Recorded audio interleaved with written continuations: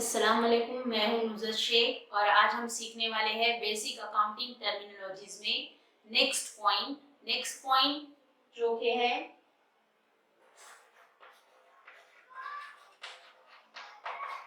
Goodwill. ठीक है, next point है गुडविल। गुडविल मतलब होता है कि कंपनी की रेपुटेशन। ठीक है, reputation of the company that is called goodwill. अब कंपनी की जो रेपुटेशन है, मतलब हम अगर मार्केट में जाते हैं तो हम कभी भी मार्केट में जाकर डायरेक्टली चीज परचेस नहीं करते। हम पहले देखते हैं कि कौन सी ब्रांड का प्रोडक्ट है, प्रोडक्ट जो है वो कौन सी कंपनी का है।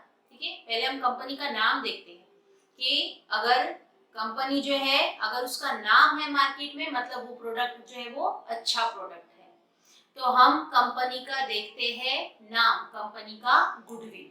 ठीक है, कंपनी का जो नाम होता है, कंपनी की जो रेपुटेशन होती है, उसको बोलते हैं हम गुडविल। फॉर एग्जाम्पल, अगर हमको शूज की कंपनी स्टार्ट करनी है और हमने शूज की कंपनी स्टार्ट किए भी, अब हमको वो शूज जो है वो मार्केट में सेल करना है। हमारा कॉम्पिटिटर है सेम टाइम पर जो कि ब्रांडेड कंपनी है बाटा। अब हम जो है वो बिजनेस स्टार्ट किए, हमने कंपनी स्टार्ट की अभी और हमने शूज ही मैन्युफैक्चर किए। सेम टाइम पर हमारे जो कॉम्पिटिटिव कंपनी है जिसका नाम मैंने अभी बताई, फॉर एग्जांपल बाटा की कंपनी है, तो अगर कोई पर्सन शूज खरीदने के लिए जाएगा तो वो पहले प्रेफर करेगा कि उसको ब्रांडेड शूज चाहिए। हमारे शूज थोड़ी कोई लेने के लिए आएगा, क्योंकि हमने क्या किए, अभी कंपनी स्टार्ट की। लेकिन जब बाटा के शूज सेल होंगे तो उसका सेल जो है वो ज्यादा होगा, क्योंकि उसका नाम जो है वो मार्केट में और। नेक्स्ट पॉइंट है हमारा प्रॉफिट और लॉस। प्रॉफिट और लॉस है मतलब अगर बिजनेस में हमारा एक्सपेंसेस जो है वो कम है और इनकम जो है वो ज्यादा है, मतलब हमारे बिजनेस का प्रॉफिट। ठीक है, और सेम ऐसे ही अगर हमारा एक्सपेंसेस ज्यादा है और इनकम कम है, मतलब हमारे बिजनेस का लॉस। फॉर एग्जाम्पल, तुमने 500 रुपए की चीज जो है अगर वो तुमने 600 रुपये में सेल की है तो 100 रुपया जो ऊपर का आता है वो तुम्हारा प्रॉफिट। सेम ऐसे ही अगर 500 रुपए की चीज तुम 400 रुपये में सेल कर रहे हैं, मतलब वो 100 रुपया जो है वो तुम्हारा लॉस। ठीक है, नेक्स्ट हम पॉइंट देखेंगे असेट्स। ठीक है, असेट्स, असेट्स क्या होता है?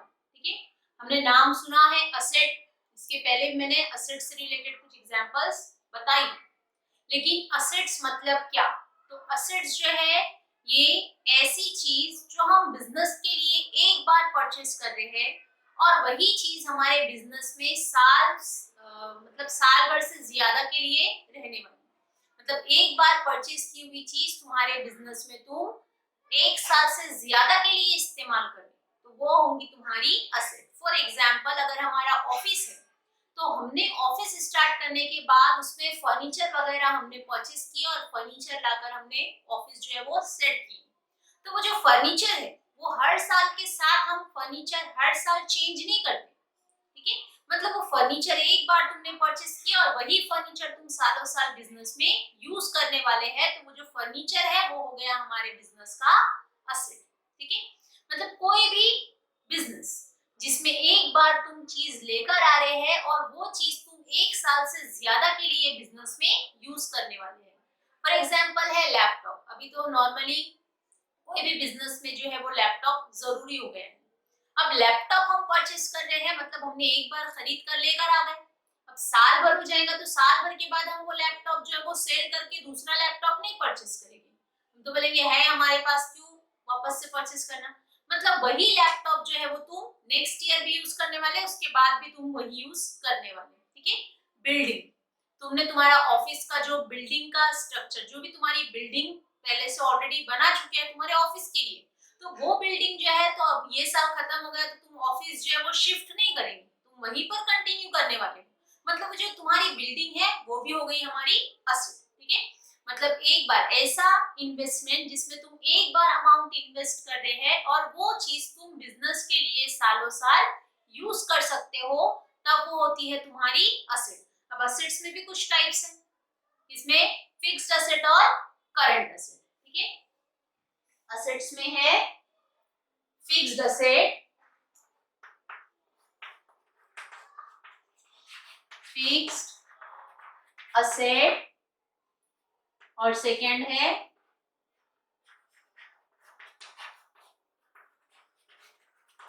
Current asset. Fixed asset, fixed asset जो कि बिजनेस में हम फिक्स टाइम के लिए रखते हैं। फिक्स टाइम के लिए जैसे फर्नीचर है, फर्नीचर है एक बार खरीदे 10 साल उसको ही हम यूज करने वाले हैं, मतलब वो बिजनेस की हमारी फिक्स्ड असेट। बिल्डिंग है एक बार परचेस किए, एक बार सेटअप हो गया, वही बिल्डिंग हम हमारे बिजनेस के लिए कंटिन्यू रखने वाले। सिर्फ उसमें जो भी रिपेयरिंग वगैरह का काम है वो हम अलग से उसी पर करते हैं, लेकिन हम नई नहीं खरीदते। ठीक है, मशीनरी है, हमने हमारा प्रोडक्ट बनाने के लिए जो भी मशीन परचेस की है, वो मशीनरी की गारंटी अगर हमको 5 साल की दे रहा है, मतलब 5 साल तक कि तुम वो मशीनरी इजीली यूज कर सकते, तो वो जो मशीन है वो भी हो गई हमारे बिजनेस की फिक्स्ड असेट। मतलब ऐसी चीज जिसको तुम 1 साल से ज्यादा के लिए बिजनेस में यूज करने वाले हैं, तो 1 साल से ज्यादा के लिए अगर वो तुम्हारे पास है, तुम्हारे बिजनेस की है, तो वो तुम्हारे बिजनेस की फिक्स्ड असेट। ठीक है, नेक्स्ट है करंट असेट। करंट असेट मतलब ये भी हमारी असेट ही है, लेकिन ये असेट की वैल्यू हमारे बिजनेस में फिक्स नहीं होती, फिक्स नहीं होती। For example cash, for example cash, अगर हम बता रहे हैं कि कैश हमारे पास आज की कंडीशन में है 10,000 रुपया, अगर मैं पूछूं कि साल भर के बाद कितनी रहने वाली या 6 महीने के बाद कितनी रहने वाली, तो हम ये कैश का जो अमाउंट है, ये एक्चुअल अमाउंट हम बता नहीं सकते कि साल भर के बाद, ये 6 महीने के बाद हमारा कैश जो है वो 80,000 होने वाला, कि 20,000 होने वाला, कि कुछ भी नहीं बचने वाला। मतलब असेट है, लेकिन ये असेट की वैल्यू हमारे बिजनेस में फिक्स नहीं है, फिक्स नहीं है, इसके लिए वो असेट हो गई हमारी करंट असेट। ऐसी असेट जिसकी वैल्यू हमारी साल भर में चेंज होते रहती है, तो वो असेट होती है हमारी current asset. For example stock, एक एग्जाम्पल बताई मैंने कैश का, कैश है तुम्हारे पास लेकिन उसकी वैल्यू तुम्हारी हमेशा चेंज होने वाली है, इसके लिए वो तुम्हारी करंट असेट। नेक्स्ट है तुम्हारा स्टॉक। स्टॉक मतलब हमारे पास बचा हुआ गुड्स, हमारे पास पड़ा हुआ माल, जो भी हमारे गोडाउन में अवेलेबल है या जो भी हमारी शॉप में अवेलेबल है, वो गुड्स जो है वो हो गया तुम्हारा स्टॉक। अब स्टॉक जब तुम सेल करेंगे, अगर करंट ईयर में तुम्हारा स्टॉक तुम्हारे पास अवेलेबल है 30,000 का, आज अगर मैं पूछ रही हूँ कि तुम्हारे पास गोडाउन में गुड्स कितना है, तुम बोलेंगे 30,000, बोलेंगे 6 महीने के बाद कितना रहने वाला है, तो बता सकते कि हम कितना रहने वाला नहीं, क्योंकि इसकी वैल्यू जो है इसमें चेंजेस आ सकते, या तो हम खरीद कर लाएंगे तो वो बढ़ जाएगा, या तो 30,000 में से हमने करंट ईयर में जो भी बेच दिए तो नेक्स्ट टाइम में वो हमारे पास से कम हो सकता है। ठीक है, तो ऐसी असेट जो बिजनेस की असेट है, लेकिन वो असेट की वैल्यू हमेशा फ्लक्चुएट होती हो, ठीक है, तो वो असेट होती है हमारी करंट असेट। ठीक है, असेट मतलब हमारे खुद की बिजनेस की प्रॉपर्टी, हमारी खुद की चीज, हमारी प्रॉपर्टी जिसको हम एक बार परचेस कर रहे हैं और वही चीज हम बिजनेस में सालों साल यूज करने वाले हैं, तो वो हमारे बिजनेस की असेट। जो असेट हम कंटिन्यू यूज करने वाले हैं, जिसकी वैल्यू चेंज नहीं हो रही है, वो हमारी फिक्स्ड असेट। और करंट असेट हमारी असेट है करंट ईयर की, लेकिन करंट ईयर में उसकी वैल्यू में चेंजेस आ सकते, वो हमारी बिजनेस की करंट असेट। ठीक है, नेक्स्ट पॉइंट है हमारा लायबिलिटीज। लायबिलिटीज का मतलब होता है हमारे कर्जे। ठीक है, हमने जो भी लायबिलिटीज ली है, जो भी उधार लिया हुआ है, ठीक है, वो हमारा कर्जा, हमारी लायबिलिटीज। फॉर एग्जाम्पल हमने बिजनेस स्टार्ट करने के टाइम पर बिजनेस में पैसा लगाए थे 5 लाख रुपया, हमने बिजनेस में पैसा लगाए थे, मतलब हमने बिजनेस में लगाए थे हमारा कैपिटल, और कैपिटल हमने बिजनेस में लगाया हुआ था 5 लाख रुपया। ठीक है, अब 5 लाख रुपया हमने बिजनेस में स्टार्ट करने के टाइम पर लगाया, साल भर हमने बिजनेस किए, साल भर बिजनेस के बाद हमको पैसा मिला 5,20,000 रुपया। ठीक है, साल भर हमने बिजनेस किया और बिजनेस से हमको पैसा मिला 5,20,000 रुपया।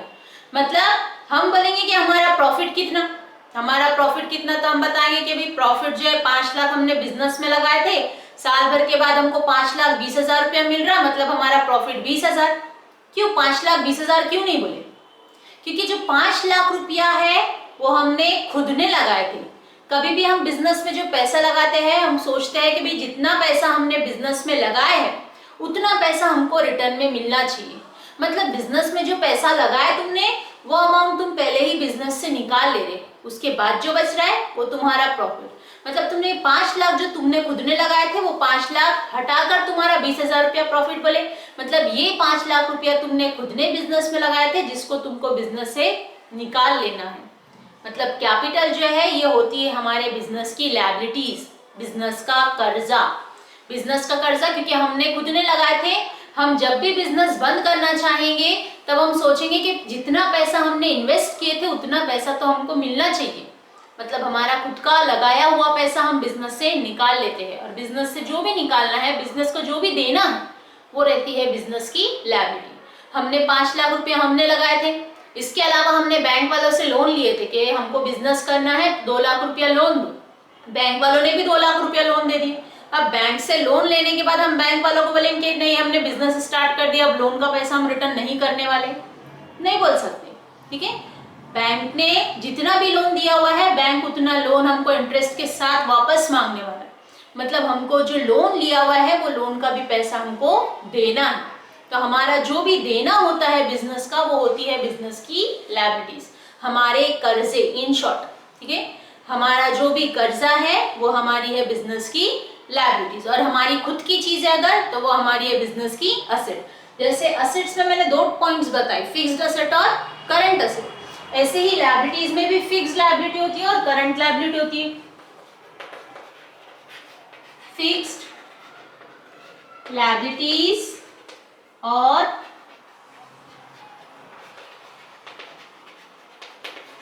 Current liabilities. ठीक है, फिक्स लायबिलिटी जो कि फिक्स टाइम के लिए रहता है, जैसे हमने बैंक से लोन लिए और लोन लेने के टाइम पर हम मेंशन कर रहे हैं कि ये जो लोन है हम 5 साल के बाद देने वाले, 5 साल में देने वाले। ठीक है, मतलब जो टाइमिंग जिसको हम 1 साल से ज्यादा के लिए मांग रहे हैं तो वो हमारे बिजनेस की हो गई फिक्स लायबिलिटी। और ऐसी लायबिलिटी जो हमको विद इन अ ईयर पे करना है, विद इन अ ईयर पे करना है, जिसको पे करना जरूरी है करंट ईयर में, तो वो लायबिलिटीज होती है हमारी current liability. For example creditors का, क्रेडिटर्स मतलब हमारे सप्लायर जिससे हमने उधारी में खरीदे। अब हम उधारी में खरीद रहे, करंट ईयर में हमने उधारी में खरीदे, 1 बार गए, 2 बार गए, तीसरी दफा जब हम जाएंगे उधार लेने के लिए तो सामने वाला पर्सन बोलेगा कि पहले का जो उधार लिया हुआ उसका दो, उसके बाद हम तुमको उधार देने वाले। मतलब ये जो अमाउंट है ये देना हमको जरूरी हो जाता है करंट ईयर में। तो ये जो लायबिलिटीज होती है ये होती है हमारी करंट लायबिलिटी। ऐसी लायबिलिटी जो करंट ईयर में पे करना जरूरी वो करंट लायबिलिटी, और ऐसी लायबिलिटीज जिसको पे करने के लिए हमको 1 साल से ज्यादा का टाइम रहता है वो हमारी फिक्स लायबिलिटी। तो यहाँ तक थे हमारे बेसिक टर्म्स। जो भी आपको नहीं समझा होगा या जो भी आप पूछना चाहते हो वो आप मुझे कमेंट सेक्शन में मेंशन कर सकते हो। Thank you.